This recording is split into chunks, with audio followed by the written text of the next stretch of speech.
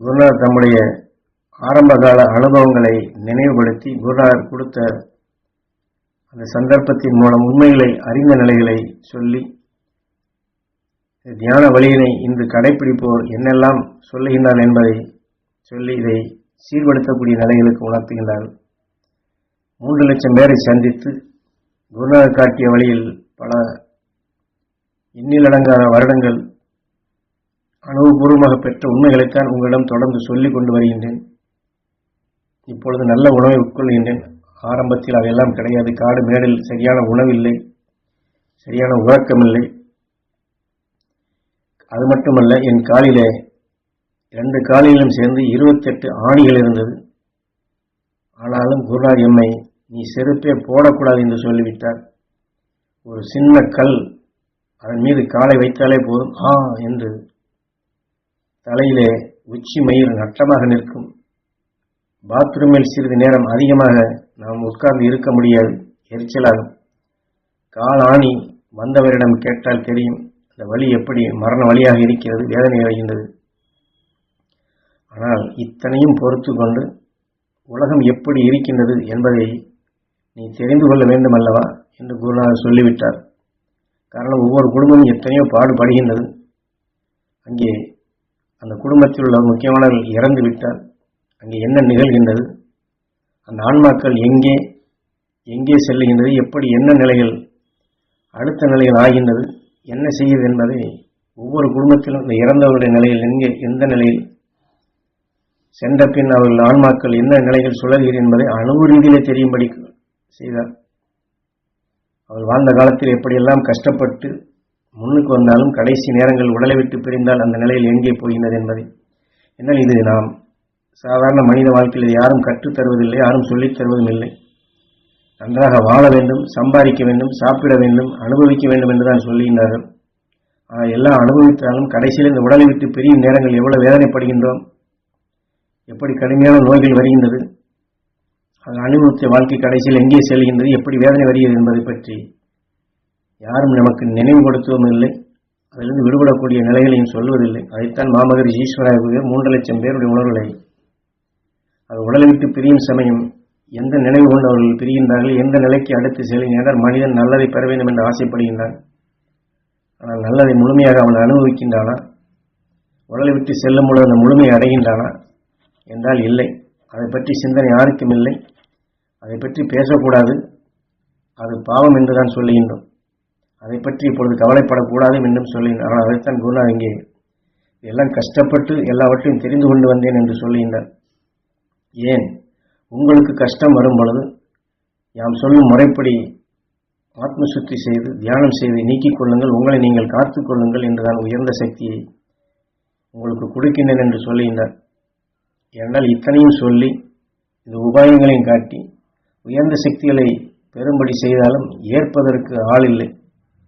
அது தியானத்தை நாங்கள் கடைபிடிக்கின்றோம், தியான வழியில் நாங்கள் செயல்கிறோம் என்று எல்லாம் செய்கின்றார்கள். சக்திகளை கொடுத்து உங்களுக்கு வரக்கூடிய தீமைகளை இப்படி வருவதை இப்படி மாற்றிக்கொள்ளுங்கள் என்று சொல்வதில்லை, சொல்கின்றோம். ஆனால் அதை யாரும் எடுப்பதில்லை. சாமி எனக்கு ஒன்றும் செய்து தரவில்லை, ஒன்றும் செய்து தரமாட்டேன் என்கிறார். சாமி தானே செய்ய முடியும் என்று இந்த எண்ணத்தில் இருக்கின்றார்கள். சாமி சொன்ன தியானத்தை செய்து என்ன நமக்கு கிடைத்தது என்று சர்வ சாதாரணமாக கேட்கின்றார்கள். ஆக மொத்தம் நான் சொல்லக்கூடிய வழிகளை குருநாதர் எனக்கு அனுபவபூர்வமாக கொடுத்த நிலைகளை நீங்களும் எண்ணி எடுத்தால் உங்களுக்குள் அதை வளர்த்தால் தானே வரும். உணவை உங்களுக்கு முன் போடுகின்றோம், அந்த சாப்பாடை நீங்கள் எடுத்து சாப்பிடவில்லை என்றால் உடலுக்கு எப்படி சத்தாகும், பசி எப்படி தீரும்? பாதாமை சாப்பிட்டால் நல்ல சத்து தான். ஆனால் சாப்பிட வேண்டும் என்ற ஆசையை மட்டும் பட்டுக்கொண்டு அதை சாப்பிடாதபடி, அந்த பாதாமை சாப்பிடாதபடி வேதனையை மட்டும் பட்டு கொண்டிருந்தால் அந்த சத்து கிடைக்குமா? கிடைக்காது, விஷம்தான் வளரும். இப்படி ஒவ்வொரு நொடி பொழுதும் உயர்ந்த சக்தியில் நீங்கள் பெறுவதற்கு எத்தனையோ அனுபவங்களை, எத்தனையோ சந்தர்ப்பங்களை, எத்தனையோ வேலைகளை நான் செய்கின்றேன்.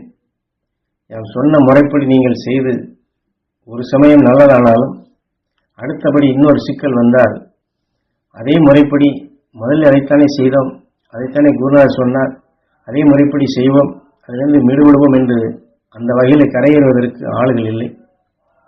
ஏன்னா அந்த பழக்கம் உங்களுக்கு வர வேண்டும் என்றுதான் இத்தனை உபதேசங்களையும் இத்தனை ஞானங்களையும் உங்களுக்கு கொடுப்பது, ஞாபகப்படுத்துவது. எத்தனையோ பேருக்கு துயரங்களும் துன்பங்களும் சிரமங்களும் வரும்பொழுது அதிலிருந்து மீட்டி விடுகின்றோம். ஏனால் அவர்கள் எப்படி மேலே தெளிந்து அடுத்த நிலையில் அவர் செயல்பட்டு வருவார்கள், தெளிந்த நிலையில் கொண்டு செயல்படுவார்கள் என்ற எண்ணத்தில் செயல்படுத்துகின்றோம். ஆனால் அதற்காக வேண்டி நாம் எல்லா நேரமும் என்னுடைய சக்தியை உங்களுக்காக விரைவு செய்ய முடியாது. உங்களுக்கு சரியான பாதை அமைத்து கொடுத்து செம்மையான வழியை காட்டினாலும் அதை கரையேறி வருவதற்குண்டான உங்களுடைய சுய பலம், தன் முயற்சி வேண்டுமல்லவா? எல்லாமே சாமி பார்த்துக் கொள்வார் என்றால் சாமி எதை பார்ப்பார்?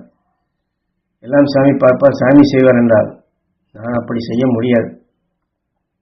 நீங்கள் கஷ்டப்படுவது, துன்பப்படுவது, நீங்கள் புலம்பி தவிப்பதையெல்லாம் நான் கேட்டுக்கொண்டிருந்தால் அந்த தீமையிலிருந்து தப்புவதற்குத்தான் நான் பார்க்க முடியுமே தவிர உங்களை நான் எப்படி காப்பது? ஒரு 4 பேர் சேர்ந்தாற்போல் உங்களிடம் கஷ்டங்களை சொன்னால் உங்களால் தாங்க முடியுங்களா? 10,000 பேர் சேர்ந்து எம்மிடம் கஷ்டம், நஷ்டம், துன்பம், துயரம் என்று சொன்னால் நான் அதை மாற்றுவதற்கு எனக்கு சக்தி வேண்டும் அல்லவா? அதைத்தான் குருநாதர் எமக்கு தெளிவுபடுத்தினார். ஆகவே இப்பொழுது உங்களுக்கு அந்த வாக்கின் பிரகாரம் தான் ஒவ்வொரு நொடி பொழுதும் மகிழ்ச்சியின் சக்தி எடுத்து ஆத்ம சுத்தி செய்து வாழ்க்கையில் அதை கடைபிடித்து அந்தந்த நேரத்தில் இதை பயன்படுத்திக் கொள்ளுங்கள். தீமையிலிருந்து விடுபடக்கூடிய உயர்ந்த சக்தியை வளர்த்துக் கொள்ளுங்கள். துருவ நட்சத்திரத்தை பற்றுடன் பற்றுங்கள். பிறவியில்லா நிலை அடையுங்கள். இதில் ஒன்றும் கஷ்டமில்லை. சிறிது காலம் பழகி கொண்டாலே போதுமானது என்றுதான் உங்களுக்கு திரும்ப திரும்ப சொல்லிக் கொண்டு வருகின்றேன். தொழிலேயோ மற்ற நிலையில் ஆசை என்று அதிலேயே சிக்கி எண்ணியபடி நடக்கவில்லை, தொழிலே நஷ்டம் அல்லது வளர்ச்சி இல்லை என்றால் வேதனை வருகின்றது. வேதனை வளர்ந்தால் சிந்தனை இழக்கப்படுகின்றது. சிந்தனை இழந்தால் இந்த தியானத்தை செய்வது எங்கே? இது போன்ற நிலையிலிருந்தால் நீங்கள் கண்டிப்பான யாம் சொன்ன முறைப்படி ஆத்மசுத்தி செய்ய வேண்டும். ஆன்மாவை அவசியம் தூய்மைப்படுத்த வேண்டும்.